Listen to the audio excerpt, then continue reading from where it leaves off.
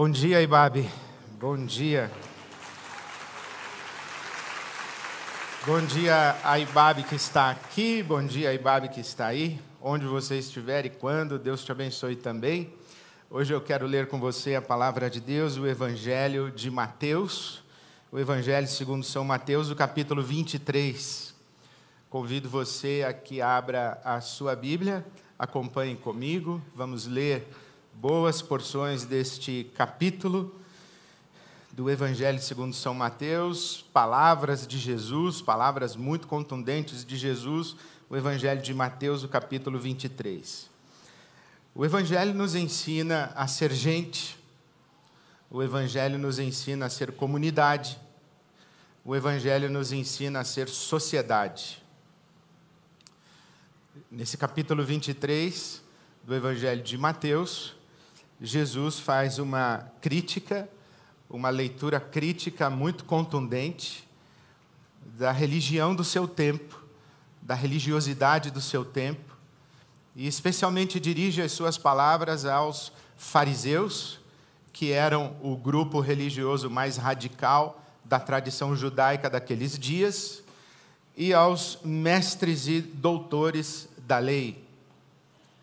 E fazendo esta crítica e dirigindo palavras duras aos donos da religião da época, Jesus denuncia e descreve uma religiosidade desumanizadora, uma religiosidade maligna, uma religiosidade destinada à destruição, ao mesmo tempo em que nos oferece caminho de vida e nos oferece uma profecia na direção do Evangelho da graça de Deus. Eu creio que devemos, como seguidores de Jesus Cristo, Jesus de Nazaré, devemos conformar a nossa vida ao nosso Senhor. E devemos nos ocupar em refletir sobre que tipo de comunidade nós estamos construindo juntos e que qualidade de seres humanos nós vamos nos tornando nessa comunidade. Penso que esta reflexão piedosa, feita com temor e tremor diante de Deus, feita de joelhos, em oração, em humilde contrição, é urgente e necessária, porque estamos nos deparando cotidianamente com expressões de religiosidade que são, de fato, muito semelhantes a esta que Jesus denuncia. Essa semana e nos últimos dias, nós, cristãos evangélicos, fomos novamente levados às manchetes dos jornais e às telas dos noticiários do nosso país, em razão desta inominável proposta, esse projeto de lei 1904, que equipara, ou que pretende equiparar, o aborto após a 22ª semana ao crime simples de homicídio, com pena prevista de 6 a 20 anos de prisão. O projeto de lei inclui, inclusive, as mulheres vítimas de estupro. Infelizmente, a origem desse projeto é evangélica e recebe o aplauso de boa parte da comunidade evangélica. E é sustentado por boa parte, quase a totalidade, da bancada evangélica. Eu sou do tempo em que o meu amigo dizia que evangélico não tem bancada, tem cambada. E a cambada evangélica está propondo este projeto de lei inominável, que trata com displicência e leviandade uma das mais desumanas realidades do nosso país. A violência contra a mulher.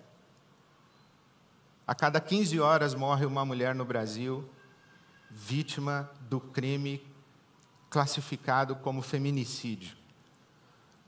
É assassinada porque é mulher e é assassinada na sua condição de mulher. A cada 15 horas, é quase uma mulher por dia é assassinada no Brasil por ser mulher e por estar na condição de mulher. Esse projeto de lei trata com leviandade o flagelo, a tragédia do estupro, do abuso e da violência. A cada 8 minutos no Brasil, uma mulher é estuprada. 8 minutos.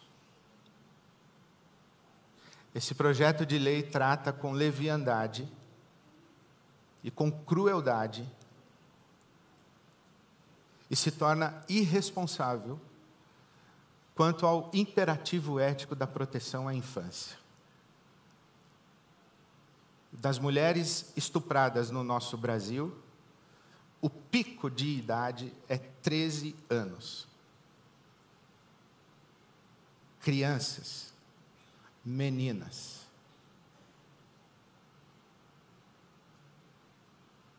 Então, eu me apresso a dizer que este não é um sermão sobre aborto. Não é. Este é um sermão sobre a perversão da religião. Este é um sermão a respeito do evangelho da graça de Deus contra a religião fundamentalista que Jesus denuncia em Mateus 23. Há um sem número de comunidades evangélicas do nosso país com as quais eu não me identifico e delas eu jamais faria parte. Há um sem número de pastores evangélicos no nosso país com os quais eu não me identifico e com eles não desejo a mínima proximidade. Acredito que o oposto seja verdadeiro. Que há um sem número de comunidades no nosso Brasil que não me desejaria como membro ou frequentador. O que para mim é um elogio. E também acredito que há um sem número de pastores evangélicos no nosso país que não me querem à sua mesa de comunhão, o que para mim é um alívio. Só que essas distinções, estes estranhamentos, eles não podem ficar na neblina das deduções e dos achismos. Então eu gostaria, nessa manhã, de verbalizar algumas coisas para você, na expectativa de iluminar o seu caminho, oferecer referências para a sua espiritualidade e para a sua experiência religiosa, fazer afirmações que descrevem na direção de que tipo de comunidade eu tenho dedicado a minha vida como um seguidor de Jesus e como um pastor evangélico nesse país. E também que apontem um caminho dizendo a você que tipo de ser humano eu estou desejando ser, ou eu estou crendo e desejando que o Espírito Santo me transforme enquanto eu sigo Jesus de Nazaré. Então, leiamos o Evangelho de Mateus, o capítulo 23, para discernir o que eu estou chamando de religião fundamentalista. O que é uma religião fundamentalista? Como ela se caracteriza? E como é que ela destrói a sua vida? Como é que ela escraviza você? Como ela desumaniza você? Como ela leva você para longe de Deus e mais perto da condenação? Ou, como Jesus diz, mais perto do inferno. Há uma religião que leva para o inferno. É essa religião fundamentalista. A primeira coisa que Jesus diz está aí no versículo 2. Mateus 23, 2. Os mestres da lei e os fariseus se assentam na cadeira de Moisés. Moisés é o legislador. Os mestres da lei são aqueles que ocupam a cadeira da legislação. São aqueles que se apropriam da prerrogativa de legislar sobre você e sobre a sua vida e dizer a você o que você deve, pode ou não pode fazer e o que você não deve fazer. Então, a religião fundamentalista, ela é uma religião legalista. Ela é baseada na lei, ela é baseada na regra, ela é baseada na noção de certo e errado. Ela é baseada no arbítrio do comportamento moral inadequado. Ela é baseada na vigilância a respeito do pecado. Ela é uma religião legalista no sentido que ela diz a você o que é o certo, o que é o correto, o que é que você deve fazer, e não pergunta a respeito da sua condição de fazer. Não pergunta a respeito do seu coração enquanto você tenta fazer. Não pergunta por que você deixou de fazer. Não pergunta por que é que você não consegue fazer, porque ela não está ocupada com você. Ela está ocupada com a sua lei, com a sua regra, com a sua consciência e com a sua afirmação de certo e errado. Ela é a lei. A religião fundamentalista é a lei. E Jesus vai dizer para nós que a lei está a serviço da vida e não contra a vida. A lei está a serviço do humano. A lei está para servir você e não você para servir a lei. Lembra disso que Jesus disse? O sábado foi criado para o homem e não o homem criado para o sábado. Jesus deixou claro, especialmente naquela cena maravilhosa que denuncia tanto a religião fundamentalista quanto o evangelho da graça de Deus, quando aquela mulher é trazida e jogada aos pés de Jesus, flagrada em adultério, exposta publicamente, e os fariseus e mestres da lei dizendo: a lei manda apedrejar. Quem é essa mulher? Por que está ali? Como chegou ali? O que passou, viveu e sofreu antes de chegar ali? Por que somente ela e não o homem que estava com ela também? Por que somente ela? Não, a lei não quer saber. A lei quer dizer o seguinte: essa mulher é uma adúltera, flagrada em adultério, a lei manda apedrejar. Qual é a resposta de Jesus? Quem não tem pecado, atire a primeira pedra. O que é que Jesus está dizendo? Aprovando o adultério? Jesus está passando pano para o pecado? Jesus está sendo conivente com a vida daquela mulher? Em hipótese alguma. O que ele está dizendo é que nenhum dos circunstantes tem autoridade para o julgamento e o apedrejamento. O que Jesus está dizendo é que não construímos sociedade justa, libertadora, libertária, humanizada e humanizadora com base na lei. A gente só constrói sociedade com base na solidariedade a partir da nossa condição de miseráveis diante da lei. O que Jesus diz é: olhe para essa mulher e perceba que você é igualzinho a ela. E recuse-se a apedrejá-la. Recuse-se a impor sobre ela o tacão da lei, porque se vocês quiserem construir uma sociedade baseada na lei, vocês vão se matar uns aos outros e o último vai ter que se apedrejar. O que Jesus propõe é um novo caminho de construção de sociedade, que não é da lei. Então, no Evangelho da Graça de Deus, não tem ninguém sentado na cadeira de Moisés. O Deuteronômio anunciou e profetizou a chegada de um novo Moisés, Jesus. E o novo Moisés não foi para a cadeira da legislação, pelo contrário, ele foi julgado num tribunal e condenado e crucificado. No Evangelho da Graça de Deus não tem ninguém sentado na cadeira de Moisés, porque o Evangelho da Graça de Deus não é o Evangelho da lei, é o Evangelho da graça. A segunda coisa que Jesus diz É o versículo 4. Eles atam fardos pesados e os colocam sobre os ombros dos homens, mas eles mesmos não estão dispostos a levantar um só dedo para movê-los. A religião fundamentalista exige um heroísmo desumano, fardo pesado demais. A religião fundamentalista coloca uma régua tão alta para você, e ela sabe que você não vai alcançar. Ela sabe porque ela mesma não alcança. Os legisladores, os que estão sentados na cadeira de Moisés, eles querem que você seja perfeito, observador da lei. Mas eles sabem que isso não existe.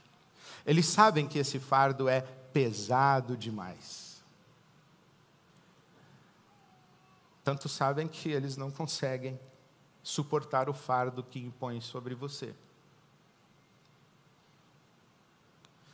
O direito canônico e a teologia moral cristã contempla nos seus processos de confissão de pecado a sensibilidade e o discernimento para perceber quando uma transgressão é cometida, sendo impossível que não fosse. Porque deixar de cometer aquela transgressão seria exigir que o transgressor estivesse num patamar, num grau de perfeição, de perfectibilidade desumano ou sobre-humano. Em outras palavras, a teologia moral cristã compreende quando alguém não consegue perdoar. Compreende quando alguém mente e não consegue dizer a verdade. E a teologia moral cristã só compreende isso quando o teólogo moral, ou mais precisamente o confessor, se coloca no lugar do que se confessa ou do que está em confissão. E se pergunta, no lugar dele, no lugar dela, o que eu faria, o que eu teria feito? Isso que estou exigindo dele, isso que estou exigindo dela, é razoável? Não interessa se é razoável, é a lei de Deus. Então, essa é a religião fundamentalista. Quem é esse ser humano que está diante de mim? Não interessa. O que interessa é a lei de Deus. Essa é a religião fundamentalista. O livro do Rabino Newton Bonder, A Alma Imoral, que eu recomendo a todos, tem uma história maravilhosa, que eu tive o prazer de ouvi-la contada por Clarice Nisquier na peça e no monólogo A Alma Imoral.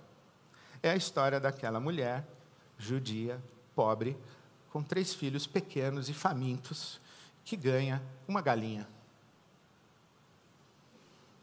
E ela então leva a galinha para o rabino, para perguntar se a rabina é kosher. Isto é, se a galinha, né? Não o rabino até que é. Eu falei rabino? Se o rabino é kosher. Ou se a galinha é kosher. Isto é, se a galinha está dentro dos critérios e parâmetros das leis dietéticas judaicas.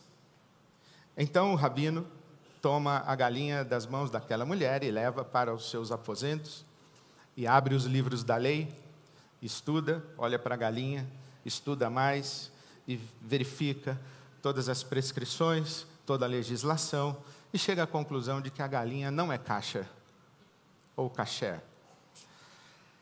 E a esposa do rabino leva a galinha para a mulher. E o rabino diz, diga à mulher que diga à mulher que a galinha não é kasher, que ela não pode comer essa galinha e nem dar para os filhos dela comerem.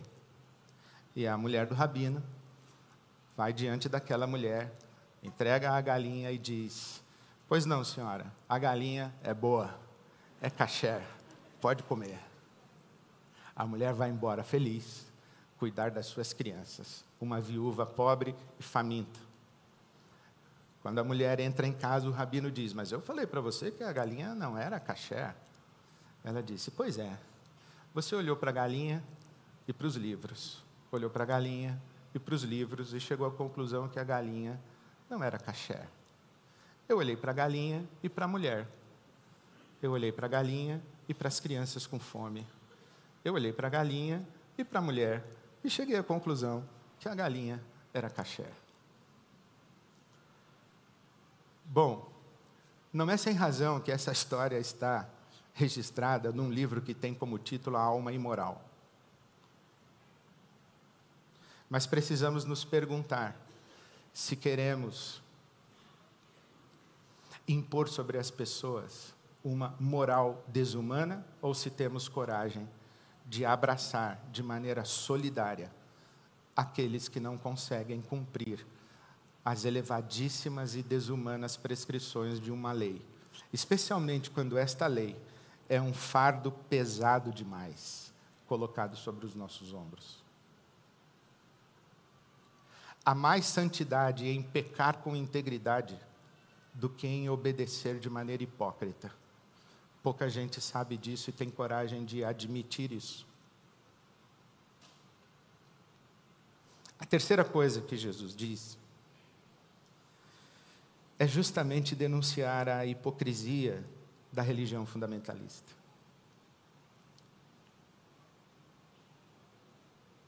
Versículo 5: tudo o que fazem é para serem vistos pelos homens, e eles fazem seus filactérios bem largos, as franjas de suas vestes bem longas, gostam do lugar de honra nos banquetes e dos assentos mais importantes nas sinagogas e de serem saudados nas praças e serem chamados de apóstolos, bispos, pastores, reverendos.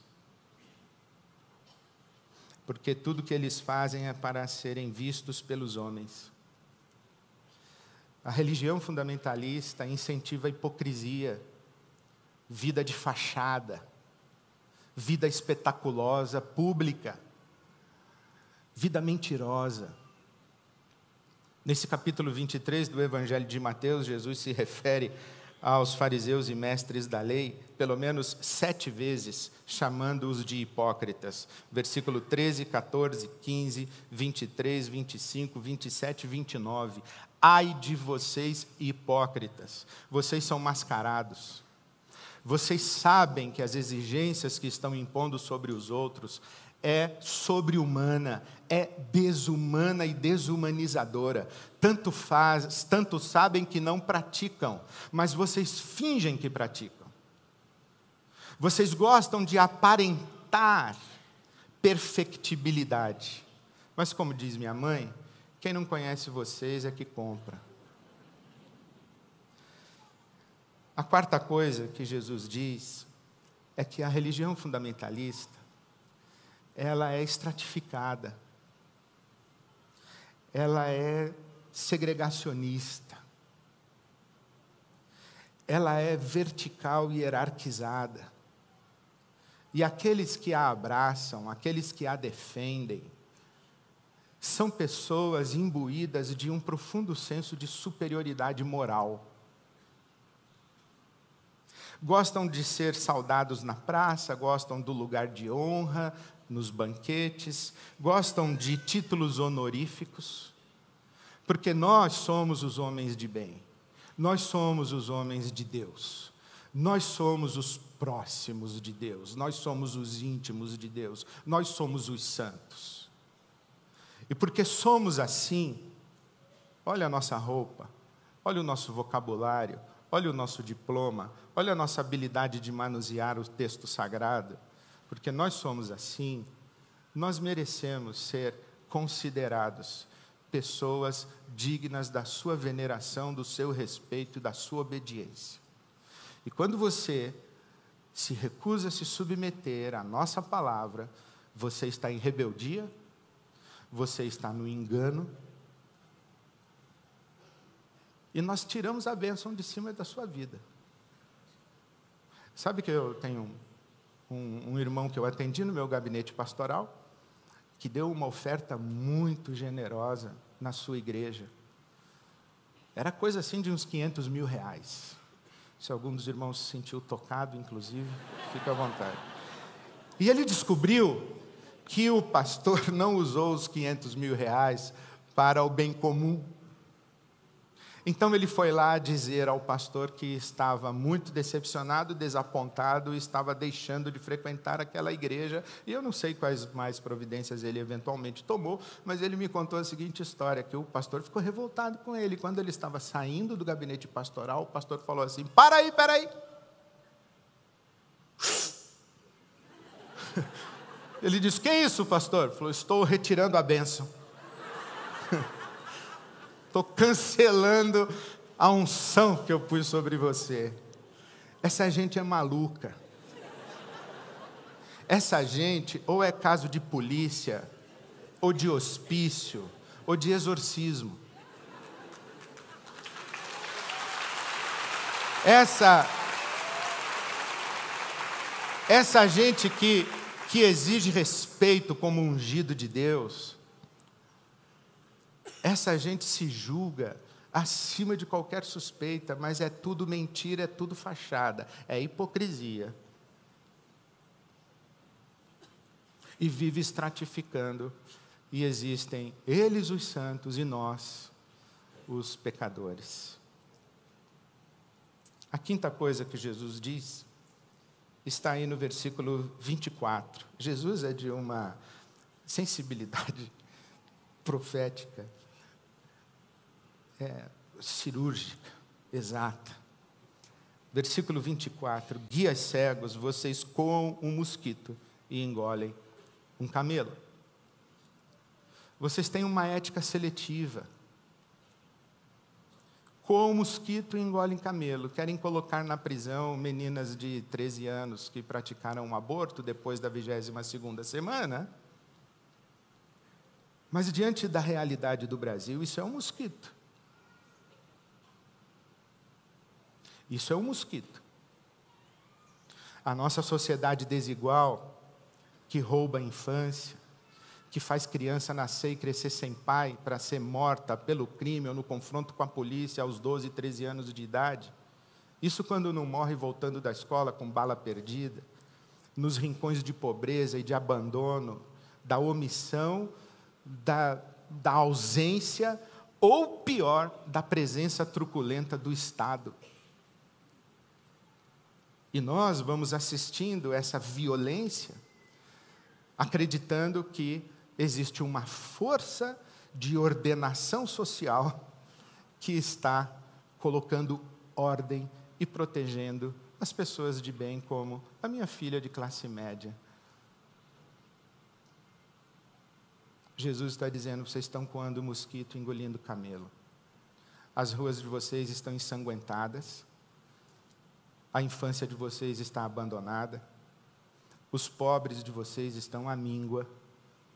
E vocês fazendo jogo político e disputa de poder, brincando com vidas humanas. Vocês coam mosquito e engolem camelo.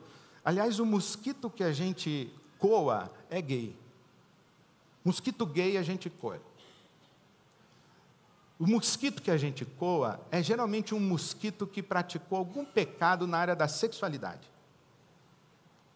Os outros pecados, os pecados da língua, da maledicência, da maldição, do assassinato de reputações, da intolerância, da violência, esses a gente não coa. A gente é contra beijo gay, mas a gente não é contra mendigo na calçada. A gente coa mosquito e engole camelo. Essa é a religião fundamentalista. O Evangelho da Graça de Deus tem coragem de encarar a verdade que liberta.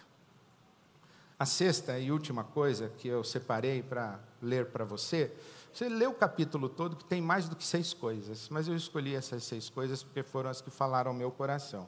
A sexta e última coisa que eu escolhi para falar para vocês é que essa religião fundamentalista não transforma o ser humano. Jesus diz no versículo 25: ai de vocês, mestres da lei, fariseus hipócritas, vocês limpam o exterior do copo e do prato, mas por dentro eles estão cheios de ganância e cobiça. Fariseu cego, limpe primeiro o interior do copo e do prato, para que o exterior também fique limpo. Ai de vocês, mestres da lei, fariseus hipócritas, vocês são como sepulcros caiados, sepulcros branquinhos por fora, bonitos por fora, mas por dentro estão cheios de ossos e de todo tipo de imundície. Assim são vocês, por fora parecem justos ao povo, mas por dentro estão cheios de hipocrisia e maldade. A religião fundamentalista não transforma, porque lei não transforma. Jogo de cena religioso não transforma. Comunidades intolerantes, estratificadas, hierarquizadas, infantilizadas e desumanizadas não são um ambiente de transformação. São ambientes de adoecimento. São ambientes de opressão, de escravização. São ambientes de medo, de culpa, de frustração. Porque a religião fundamentalista não transforma.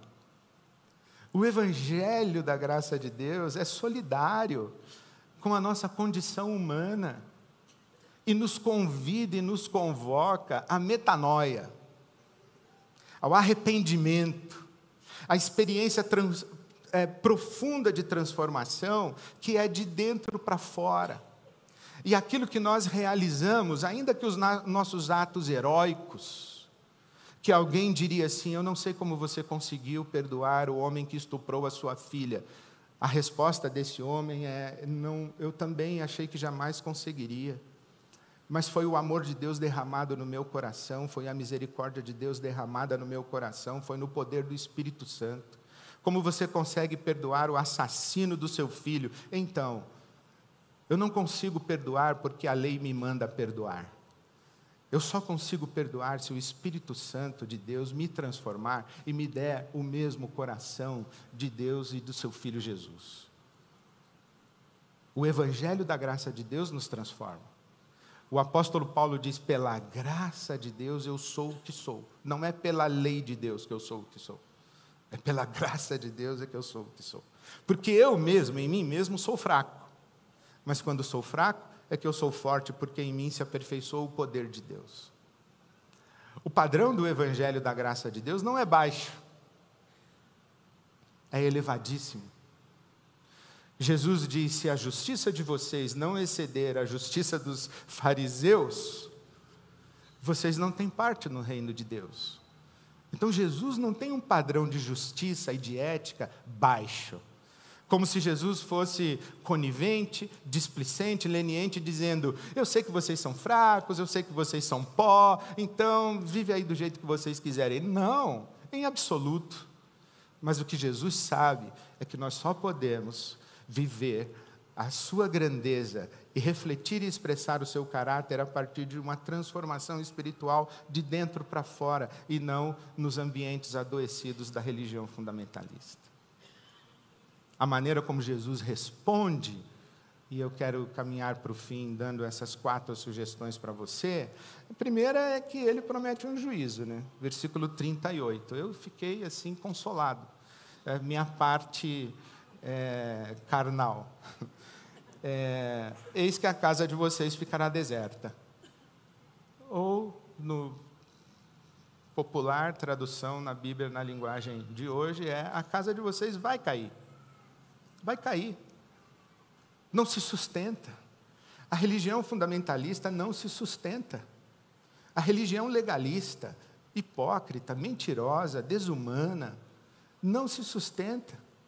E é com muita tristeza que eu digo isso, superando a minha carnalidade, tendo pedido perdão a Deus, é com muita tristeza que eu digo que as igrejas fundamentalistas do nosso Brasil, elas estão esvaziando, estão vazias. Essa semana nós tivemos a notícia de que o maior grupo religioso que cresce entre nós, evangélicos, é o dos desigrejados, porque esse modelo é insuportável. E Jesus já advertiu isso. A segunda coisa que Jesus fala para nós é propor um outro evangelho, né? Do versículo 37, Jerusalém, Jerusalém, você que mata os profetas e apedreja os que lhes são enviados. Quantas vezes eu quis reunir os seus filhos, como a galinha reúne os seus pintinhos debaixo das suas asas, mas vocês não quiseram. Olha, Jesus não se compara a um legislador na cadeira de Moisés, mas a uma galinha que quer recolher os seus filhotinhos, os seus pintinhos. É uma religião não da imposição da lei, é uma espiritualidade a partir da misericórdia, da compaixão, do amor, da compreensão, da solidariedade.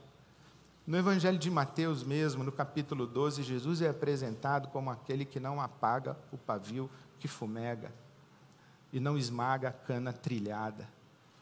Criminalizar uma mulher vítima de estupro é esmagar uma cana que já está esmagada. É violentar novamente uma mulher que já foi abusada. Jesus não esmaga a cana trilhada, não apaga o pavio que fumega.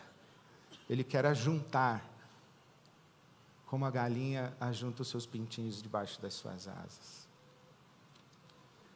A última coisa que Jesus oferece para nós é esta proposta que diz que devemos buscar uma relação direta com o Deus da graça. Versículo 13, ai de vocês, mestres da lei, fariseus, hipócritas, vocês fecham o reino dos céus diante dos homens e vocês mesmos não entram nem deixam entrar aqueles que gostariam de fazê-lo. Versículo 8, vocês não devem ser chamados rabis, um só é o mestre, e todos vocês são irmãos. A ninguém na terra chamem pai, porque vocês só têm um pai, aquele que está nos céus. Tampouco vocês devem ser chamados chefes, porquanto vocês têm um só Senhor, Jesus Cristo. O que Jesus propõe é muito desafiador para todos nós. A porta de saída de uma religião fundamentalista, escravizadora, opressora, maligna, diabólica, é o encontro pessoal com o Pai do céu, com o Senhor Jesus. É rompermos, discernirmos estas vozes humanas que tentam controlar as nossas consciências a partir da nossa experiência com Jesus Cristo, nosso Senhor. Esse rompimento só é possível quando a gente tem uma relação direta com Jesus. Enquanto a gente não tem uma relação direta com Jesus, a gente é guiado por vozes. E essas vozes, elas geralmente são muito inescrupulosas e maldosas, porque são vozes de gente muito mal resolvida. Eu gostaria, meus queridos, que todas as mulheres que sofreram um abuso, uma violência, viessem para a Ibabe e ouvissem que aqui é um lugar seguro. Eu gostaria que todas as meninas que foram estupradas, engravidaram e passaram por uma experiência trágica de um aborto, viessem para a Ibabe e fossem aqui abraçadas, acolhidas, e que nós enxugássemos as suas lágrimas e que nós as ajudássemos a recuperar a sua dignidade aviltada, a refazer o seu coração de criança para que elas pudessem desabrochar como mulheres abençoadas por Deus. Eu gostaria que a Ibabe fosse esse lugar de gente pecadora, que todo mundo que se sente indigno, bandido, você que fez um aborto lá atrás e você não se perdoa até hoje, então, aqui é o seu lugar. Você que sofre violência escondida, aqui é seu lugar. Você criança que vê os seus pais brigando, gritando e se agredindo na sua frente, você tapa os seus ouvidos e se tranca no seu quarto e você se corta, aqui é o seu lugar. Aqui é um lugar seguro. Porque se não for, meus queridos, o que nós estamos fazendo? Que igreja nós estamos construindo? Você que é gay, homoafetivo, Seu pai te rejeitou, disse para você que preferia um filho morto do que um filho gay. Então, aqui é seu lugar. A sua igreja te desprezou, te julgou, te condenou. Então, aqui é o seu lugar. Nós cantamos: seguro estou nos braços daquele que nunca me deixou. Se nós não temos uma comunidade semelhante ao nosso Pai, nós somos uma belíssima expressão de religião fundamentalista. Nós estamos jogando para inglês ver, mais preocupados com a nossa reputação para essa comunidade evangélica, do que ocupados em acolher e abraçar as pessoas que são fraturadas, machucadas pelo seu próprio pecado e o pecado dos outros que são cometidos contra elas. Então, meu querido, na sua fraqueza, na sua dor, no seu sofrimento, na sua culpa, na sua vergonha, no seu pecado, eu queria que você ouvisse Jesus dizendo para você: venha, descansa aqui nos meus braços, porque aqui é um lugar seguro para você. Aqui é um lugar para restaurar sua humanidade, aqui é um lugar para humanizar você. Aqui é um lugar para você vestir as roupas limpas e belas de um filho amado de Deus, de uma filha amada de Deus, e viver uma vida digna. Uma vida onde você não precisa baixar a sua cabeça, nem andar com medo, nem com vergonha.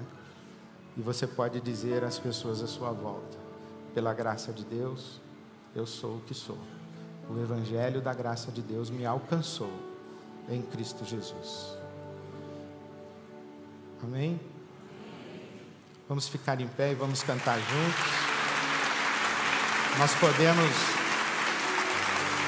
podemos orar. Hoje eu queria fazer um apelo baseado num livro que eu gosto muito, do Brennan Manning.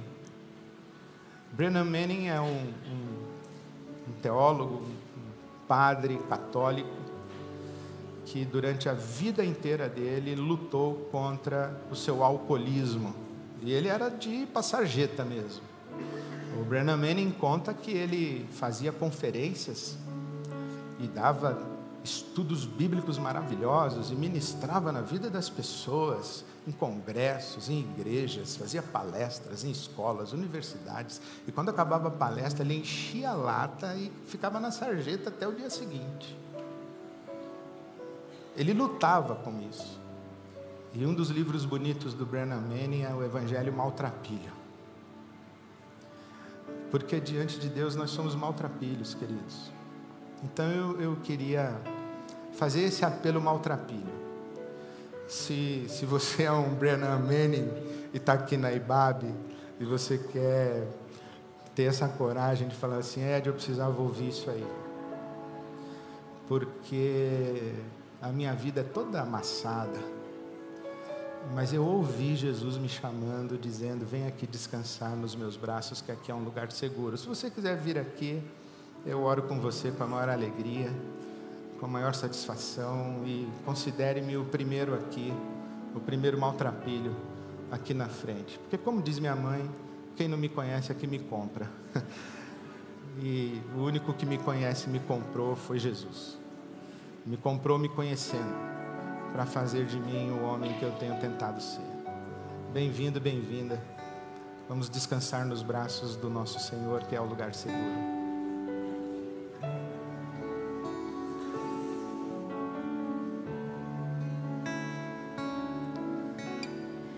Segura estou nos braços daquele que nunca me deixou.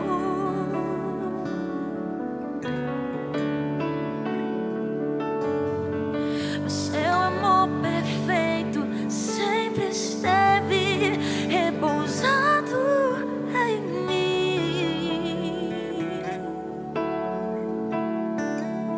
E se eu passar pelo vale, eu acharei conforto em teu amor, pois eu sei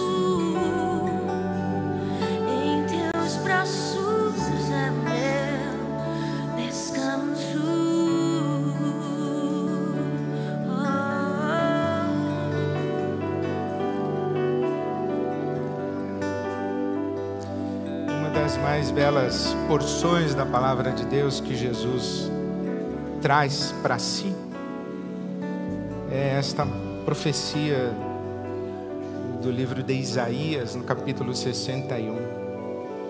O Espírito do Senhor Deus está sobre mim, porque o Senhor me ungiu para levar boas notícias para vocês. Enviou-me para cuidar dos que estão com o coração quebrantado, anunciar liberdade aos cativos, libertação das trevas aos prisioneiros. O Senhor Jesus proclama a você o ano da graça do Senhor. E Ele consola todos os que estão tristes. E Ele dá a você que chora uma bela coroa em vez de cinzas, óleo de alegria em vez de pranto, um manto de louvor em vez de espírito angustiado. E Ele diz que você é um carvalho de justiça, plantação do Senhor para a manifestação da sua glória. Obrigado, Senhor, por essa profecia que repousa sobre nós em nome de Jesus. Obrigado, Jesus, nós estamos aqui descansando nos teus braços, o lugar mais seguro de todo o universo. E vimos aqui buscar esse consolo, buscar essa liberdade, buscar estas vestes de louvor, buscar esse óleo de alegria sobre nós. Viemos aqui, Senhor, para buscar essa coroa de beleza e deixar contigo o nosso pranto, as nossas cinzas, o nosso pecado, a nossa culpa, e buscar o teu perdão. Que o Senhor faça de nós, de todos e cada um de nós e da nossa comunidade, essa grande floresta de vida, de carvalhos de justiça, que só pode existir se o Senhor plantar, e que resulte para restauração, salvação, libertação, vida abundante para todos os que estiverem entre nós, a começar de nós, e que isso tudo seja para a glória do teu santo e bendito nome, em Cristo Jesus nosso Senhor. Amém. Amém. Que Deus os leve em paz e em graça. Amém.